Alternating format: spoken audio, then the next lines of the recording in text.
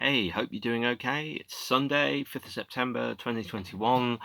I'm on number 136 of me talking about my records. Today I am going to be talking about R.E.M's 8th album, Automatic for the People, released in late 1992. There's a lot to go through and not a huge amount of time to do it.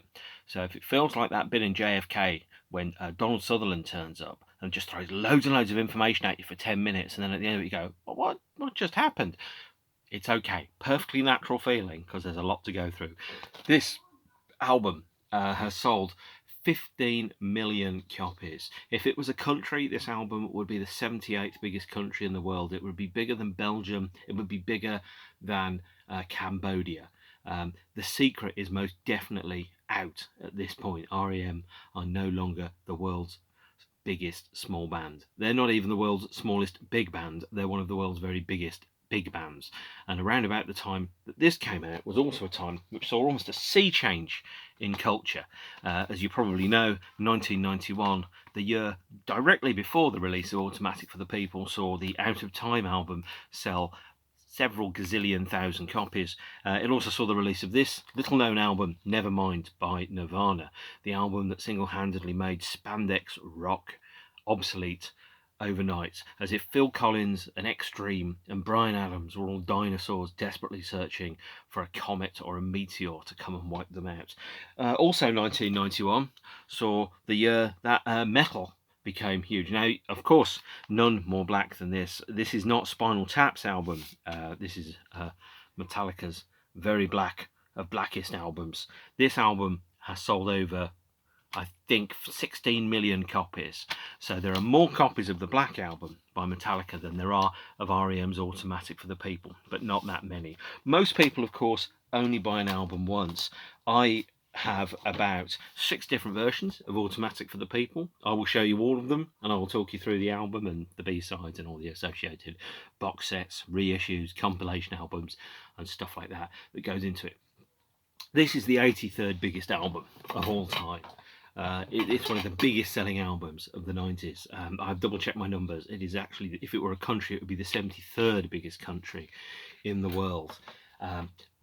The days of Phil Collins and UB40 and Genesis and bands like that ruling the world forever, and people thinking that rock was, Extreme and Def Leppard, it's all dead and gone now. A wave has come over, and every once in a while you get a generational shift in the world. Early 1991, I thought I was one of the cool indie kids who liked stuff that nobody else really likes. I like bands like, the Wonder Stuff and Ned's Atomic Dustbin and Pop Will Eat Itself and Nine Inch Nails, and the Depeche Modes and other bands like that were, big, but they weren't huge. And then all of a sudden, R.E.M., the best kept secret that there was, became a terribly kept secret, and suddenly everybody knew R.E.M.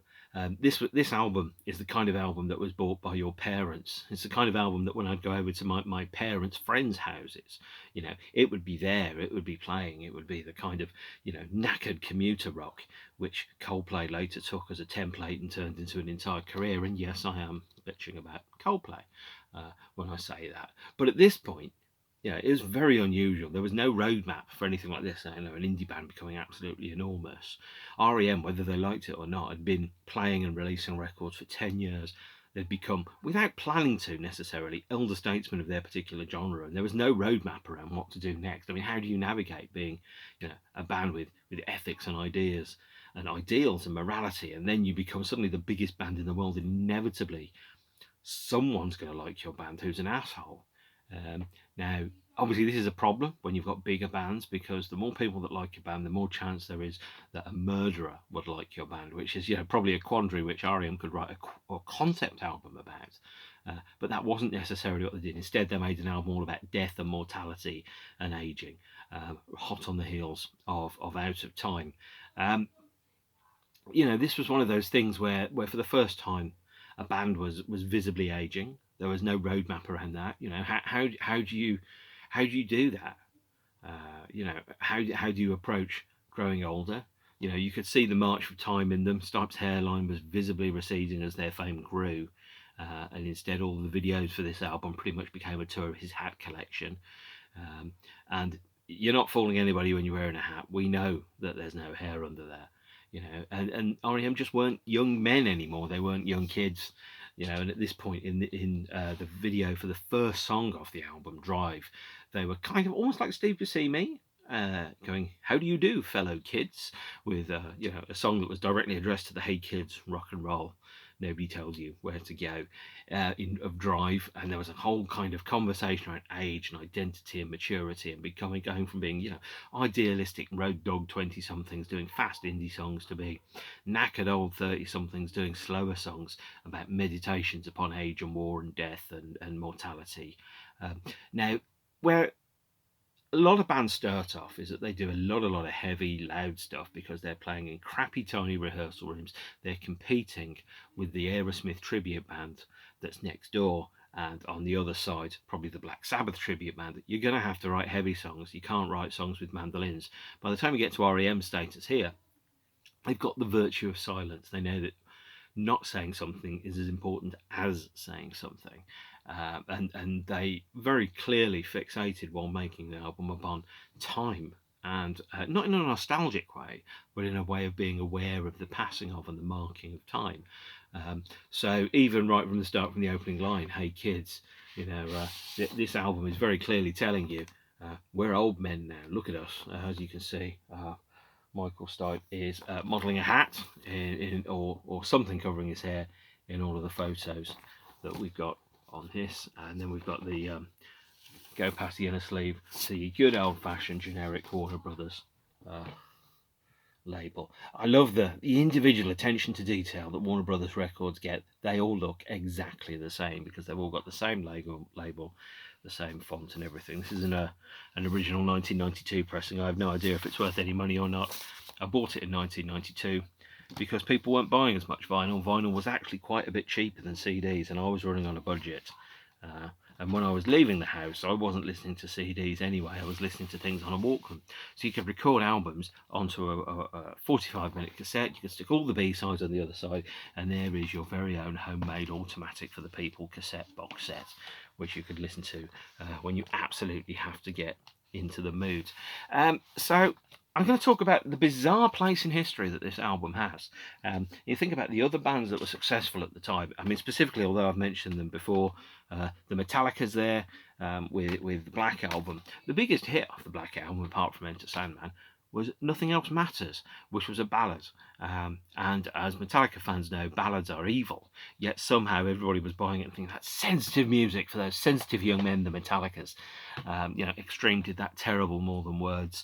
Bryan Adams did that absolutely vomit-inducing Everything I Do It For You. Ballads were big. And Drive, the first single off the album, was a ballad. And lo and behold, it was big. Here's a CD single of Drive, backed with 4 B-sides. There are a couple of versions of this. There's 2 CDs. I think there's a 7-inch. And on this version of the CD, I only bought the CD single. It's backed with It's a Free World Baby, non-album track, Winged Mammal theme, which very clearly is the theme to an imaginary Batman television show, primarily because the band sing in the background, "Batman," at a certain point. You go, oh, it must be Batman. Bats are winged mammals, right? Got it. And then the 4th track on here is a cover version of Leonard Cohen's First We Take Manhattan from a 1990 cover version album called I'm Your Fan.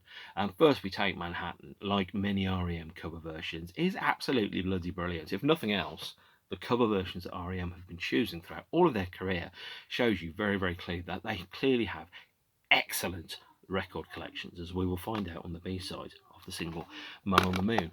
Now, Drive is an interesting kind of opening salvo for the album, really. You know, coming hot on the heels of the Out of Time album and the Bingo Handjob shows.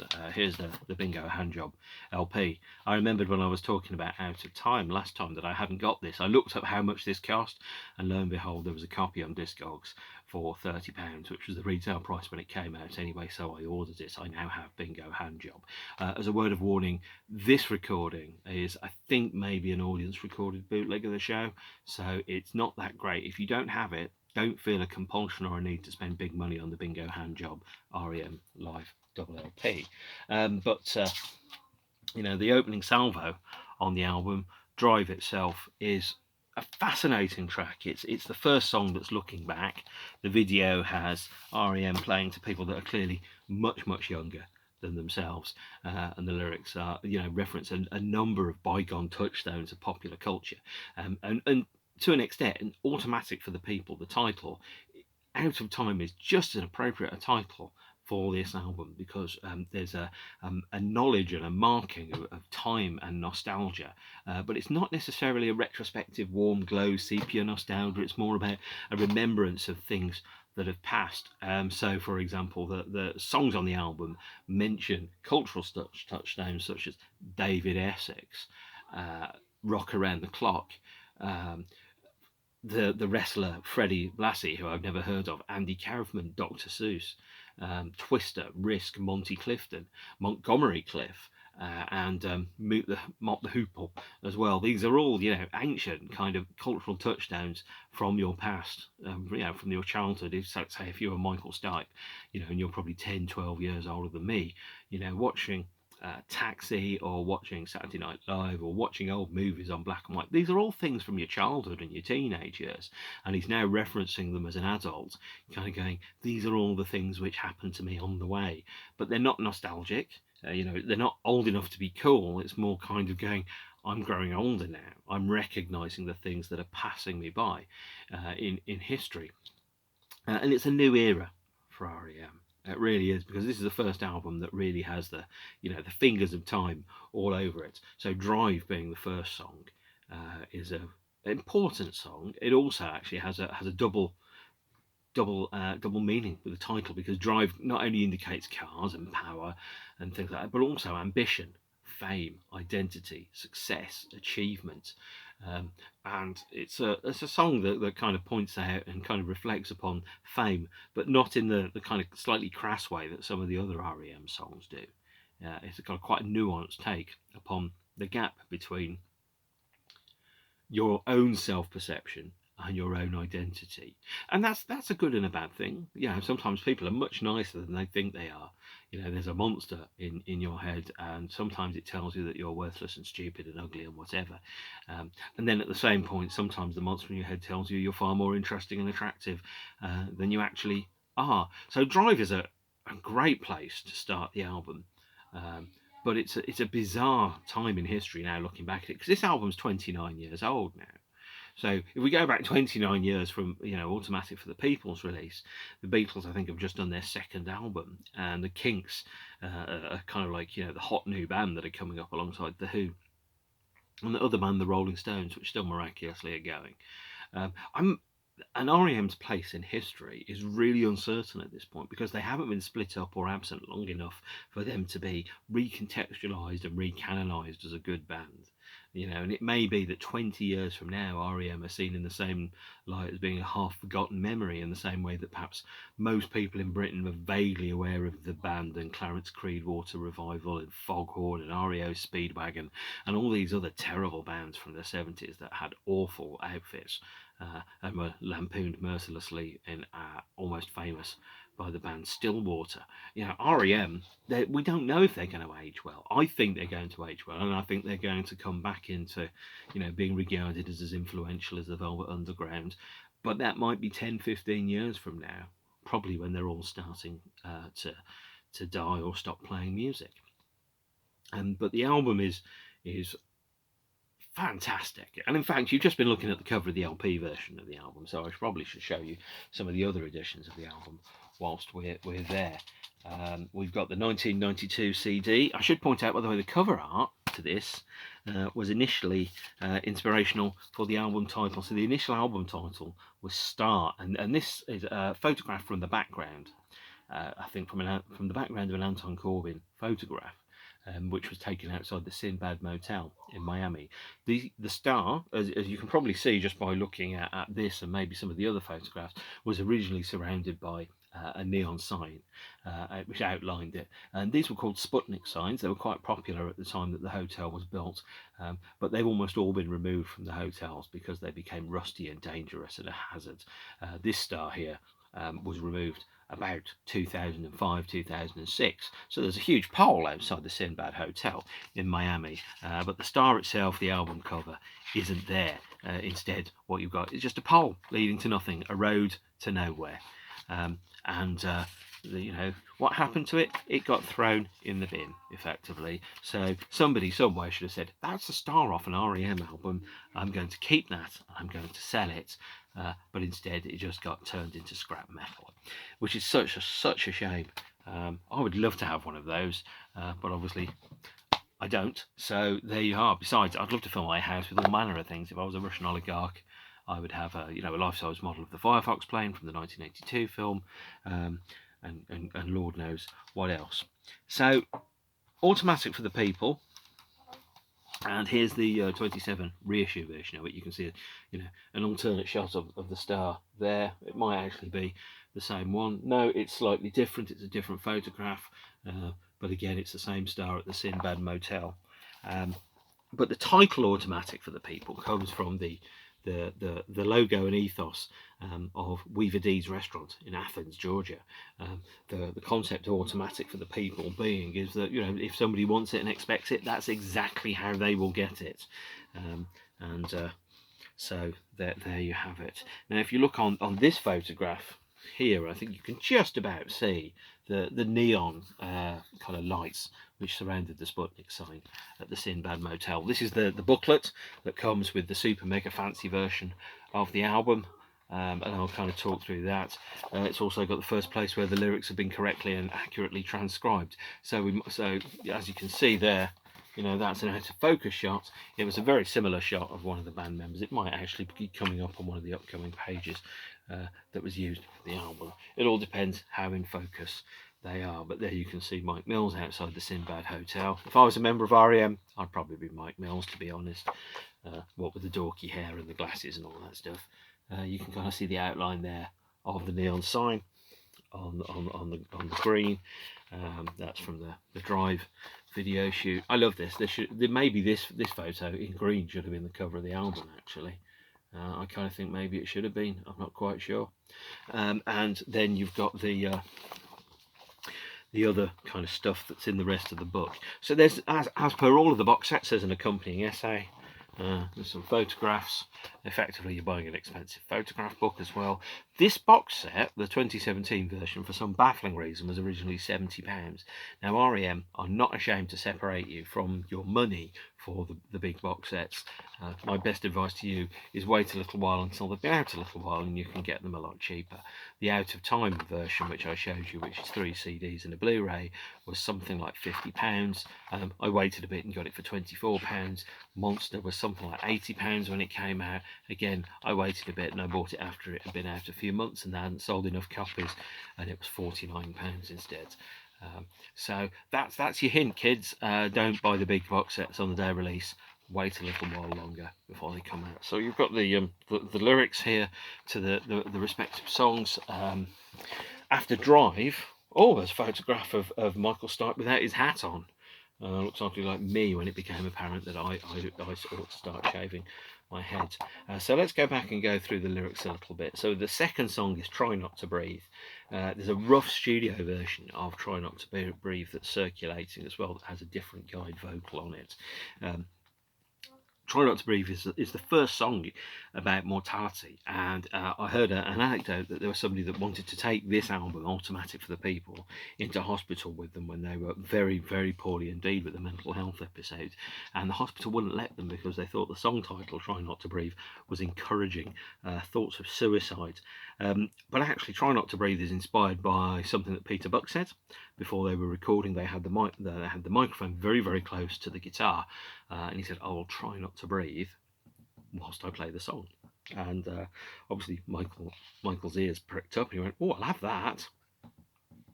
And that became the name of the song. So the Try Not to Breathe is one of the first songs that's kind of really dripping in mortality around.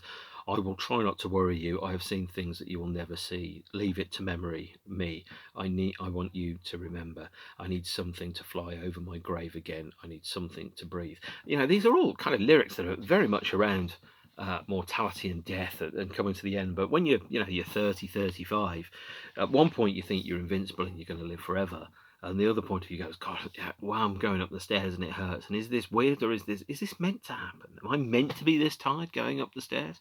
Or if you're the kind of person like me that has anxiety about absolutely everything, that's completely normal. Third song is The Sidewinder Sleeps Tonite. And by the way, The Sidewinder Sleeps Tonite is one of the R.E.M singles that has never been performed live. Here is CD 2 of The Sidewinder Sleeps Tonite, which is backed with a track called Organ Song and a demo of Starmy Kitten. This version I didn't buy at the time it came out because I had all the B-sides on another release, which I will kind of point out shortly. But Sidewinder Sleeps Tonite is a brilliant R.E.M song. And what it does is it kind of there's an element of humour and absurdity in R.E.M that you don't get in a lot of their songs.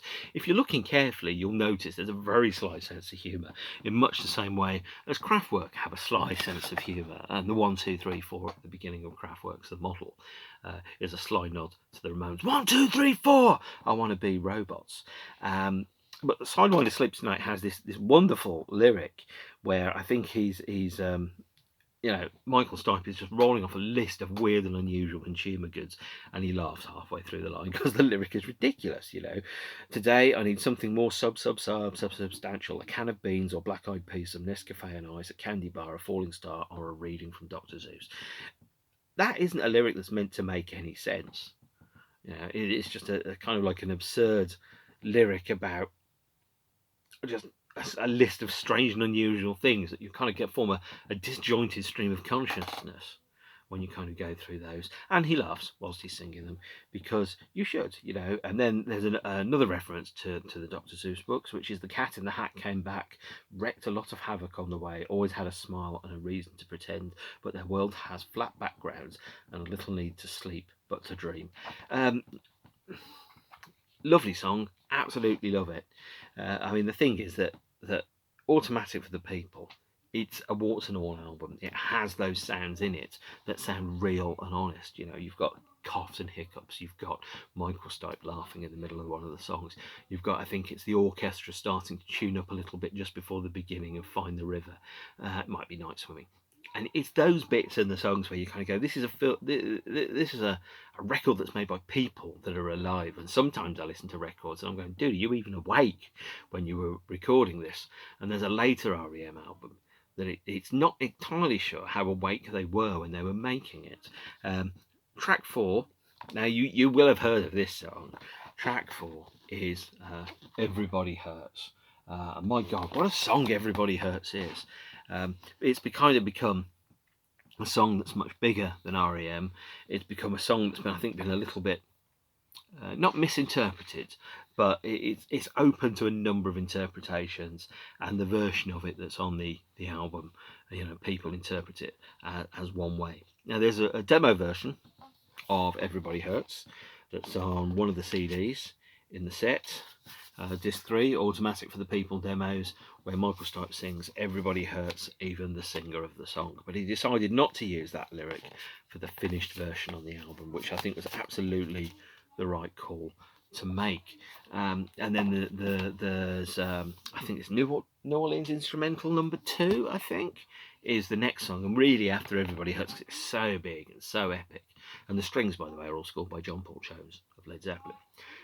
Is that you need almost a palate cleanser. You need a moment, a pause, a breath to move between the various moods. Because if you followed Everybody Hurts with Sweetness Follows, you'd be like, oh my God, I'm bummed out.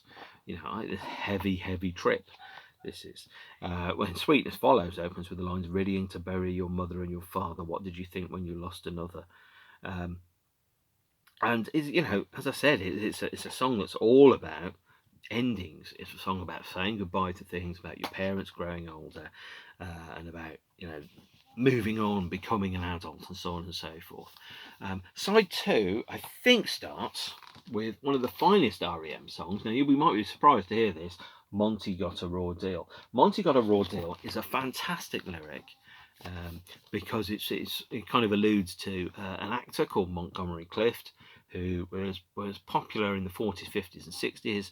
He died at the age of, I think, 46. He had been in a car crash in the late 50s, which he'd had to have some major reconstructive surgery. And by the way, to point out kind of his fame, that would be the equivalent of like peak era Keanu Reeves having a car crash and coming back with a vastly different face, because most of his jaw had been broken in the car crash. Or maybe Brad Pitt or Tom Cruise. It was, and plastic surgery in the 50s and reconstructive surgery wasn't quite as advanced as it is now. So I've seen the difference in the pictures between them. They did a really good job, but you could really tell he didn't quite have those amazing movie star looks anymore. He had great actor looks instead. There's a difference between the two. There are some films that I watch, Keanu Reeves, sorry Keanu, I absolutely love you, I think you're great, but there are some films where you're kind of going, I've got amazing cheekbones, I don't have to act, I have to cash the check. There's a lot less of those films these days. But Monty Got a Raw Deal is a straight up statement about the notion of identity. Now, Montgomery Clift was, because Hollywood in the 50s was very repressed, it was very difficult to be open if you were anything other than 100% heterosexual. And Monty had lovers of all genders, so he was straight, he was bi, he was gay, and he had to kind of live another life, or he had to keep a secret part of his life there, otherwise he would be unemployed and unemployable and destitute and demonized. And then he had the accident, and the accident caused him to become, I think, an alcoholic and become addicted to painkillers, and he became impotent as well. So you can imagine your identity before the crash is you're a really good looking guy, you can basically get anybody that you want, and you can have sex on tap, and then all of a sudden you've lost your face and you've lost your career. I mean, he still had a career, but he was doing more interesting B roles as opposed to, kind of Top Gun kind of level roles. And he had to really rethink his entire life. So the whole of Monty Got a Raw Deal is a lyric which is around going, well, just such a shame that this is what happened. Now, next song 7, I think song 7 might be song 8 now, is Ignoreland. It's a bizarre song, Ignoreland. The band didn't play it live until 2008.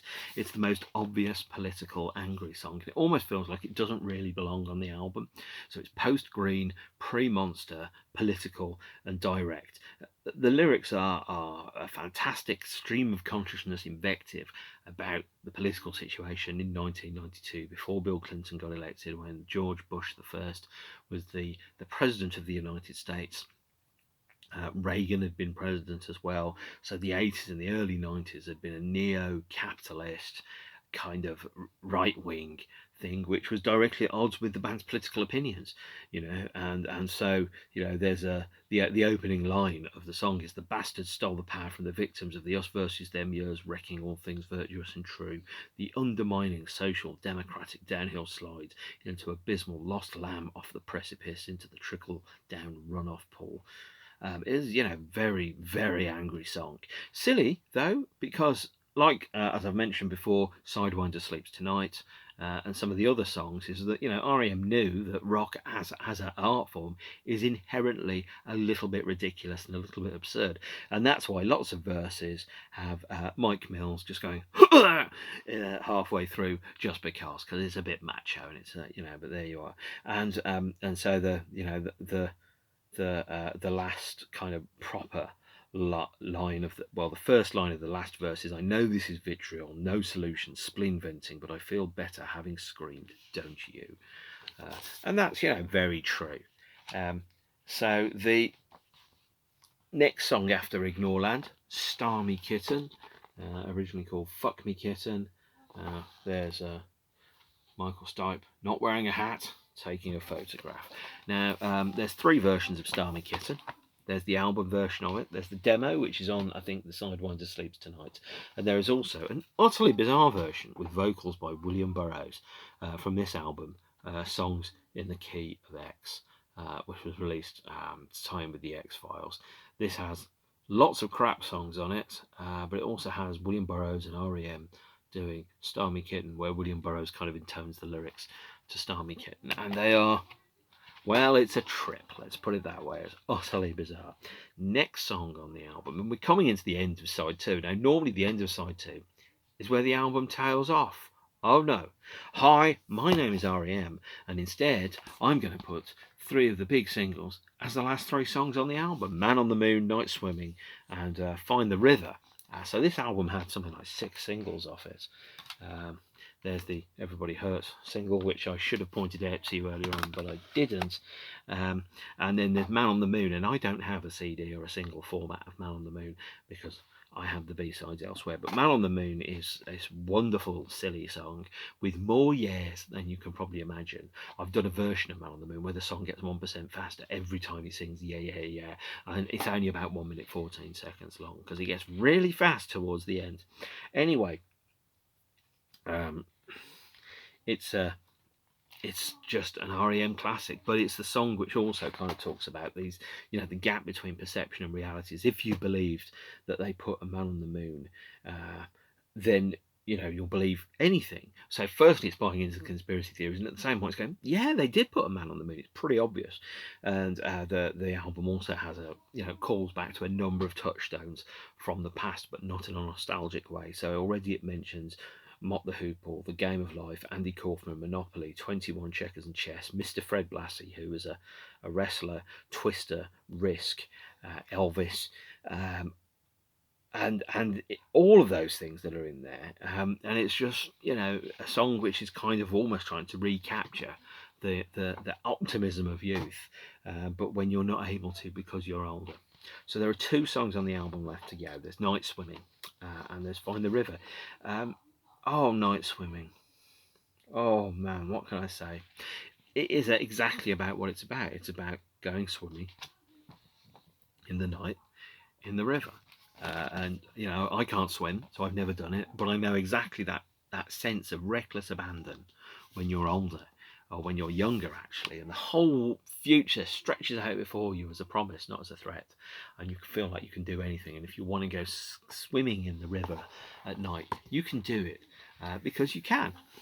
Then there is Find the River, the last song on the album. This is a heartbreaker, it really is. And the kind of the idea is, that the river to the ocean goes, a fortune for the undertow, none of this is going my way. Now probably 30% of this song is lyrics about plants, actually. But there's a lyric about the ocean is the river's goal, a need to leave, the water knows we're closer now than light years to go.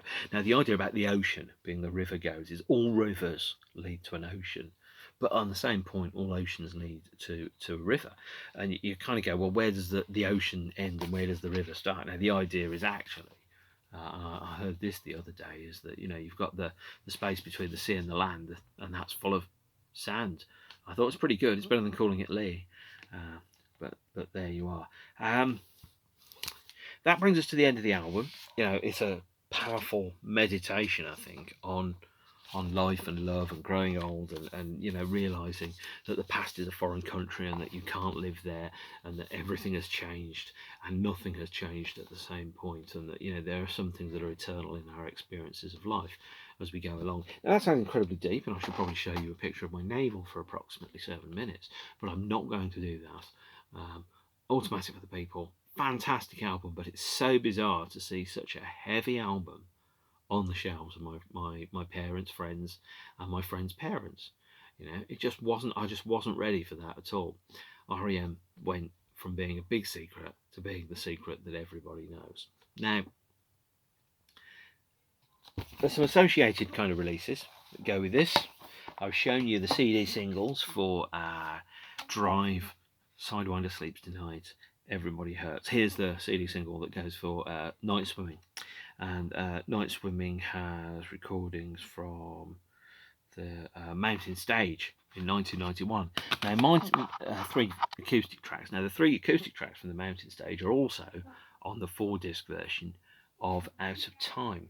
But there was also another set of re-releases that happened. Now, first and foremost, one of the reason why I haven't got the B-sides and I haven't got the Man on the Moon single is because I have this R.E.M's Automatic Box. It's a 4 CD set of B-sides from the album Automatic for the People, that was released in a cardboard box set in Germany in 1993. It's worth having a tour of these. This one's vocal tracks, so that's It's a Free World Baby, Fretless, Chance, and the demo of Stormy Kitten. It doesn't have some of the ones. This is the instrumental tracks, which is the Winged Mammal theme, organ song, mandolin strum, fruity organ, and New Orleans instrumental number 2. The third CD is cover versions. This is a belter. It's got Arms of Love, the Robin Hitchcock song. Oh, that is a beautiful song indeed. It's got a cover of Syd Barrett's Dark Globe. It's got the cover of The Lion Sleeps Tonight and First We Take Manhattan. And then the last disc on here is the B-sides from the 7-inch box set, Singles Action Green. So it's the 7-inch B-sides from the album Green, which is Ghost Rider, Fun Time, Memphis Train Blues, the acoustic version of Pop Song 89, and as a bonus, the version of Everybody Hurts Live from the 1993 MTV Awards. This copy is pretty beat up. I have had this copy for over half of my life, and I've listened to it many times, so don't you judge me. But you can probably pick this up for about £15 actually, which is a nice little R.E.M. Box set from the era. There's some more compilation album appearances actually, which are worth mentioning. The first one is this compilation, Childline, which was released in 1997. This features a very bizarre track by a band called Automatic Baby, which is U2 with Michael Stipe and Mike Mills performing a version of R.E.M's, no, not R.E.M, U2's One. It's incredible. Listen to it. I will put a link to it in the comments down there. But what an incredible version of it. And you just think Michael can sing anything. It's a fantastic cover version. And it sounds like R.E.M. and U2 covering U2's One, which is exactly as good as it sounds. There was also a compilation album called Alternative Energy.